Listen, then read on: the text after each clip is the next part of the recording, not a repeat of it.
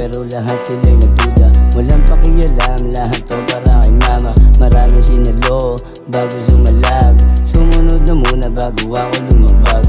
Pinalagbag yung mga walang bayag, nagulat na sila nung ako na pumalag.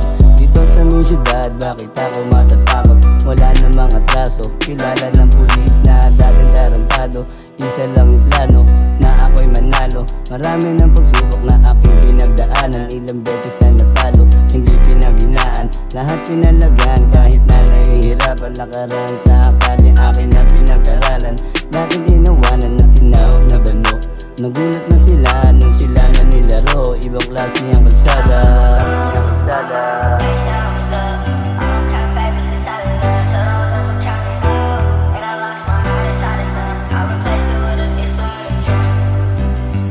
Susubukin ng tunay na anyo, maraming nakilala, mga tunay lumago. Maraming kumukontra pero lahat na bigo, nakilala sa syudad na mapagbiro. Yung sungay na itago, nagmasid sa malayo, iligal sa kalye, hindi na rin bago.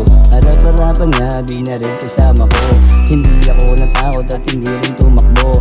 Maraming na nangyari na hindi ko ginusto, naalala si Yama pag meron ng atraso. Andyan si Kuya JR, mas kilala na bunso. Lagi akong pinapayuan paglandas ko lumiko.